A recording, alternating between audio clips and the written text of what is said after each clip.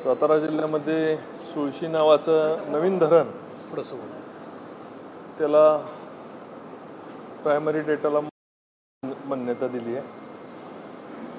आज त्याच्यावरची विस्तृत बैठक झाली आणि धरणाचं काम एक्सपेडाइट करण्याच्या संदर्भामध्ये आज नियोजनाची बैठक झाली।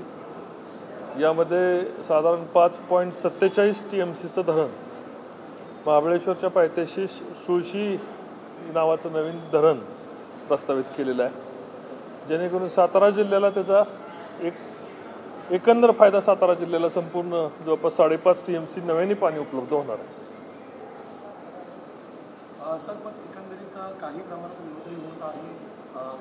3 गावांचं पूर्णतः स्थलांतर होत आहे, 3 गावं अंशतः बाधित होणार आहेत। त्यांच्या संदर्भात काही नियोजन केलं आहे कशा प्रकारे प्रस्थापित गावांचं पुनर्वसन केलं जाईल? माननीय नामदार मकरंद पाटील साहेब त्या मीटिंगला उपस्थित होते आणि अतिशय सकारात्मक दृष्ट्या त्यांनी त्याच्यावर सांगितलेलं आहे की जे गावं बाधित होतात त्यांचं महाबळेश्वर तालुक्यामध्येच त्याचं पुनर्वसन करायचं आणि अंशतः बाधित होत आहेत त्यांना सुद्धा त्यांचंही पुनर्वसन महाबळेश्वर तालुक्यामध्येच करायचं, अशा पद्धतीचं नियोजन करण्याच्या सूचना नामदार मकरंद आबा पाटील यांनी दिलेल्या आहेत। विशेषतः कुठल्या तालुक्यांना फायदा होईल?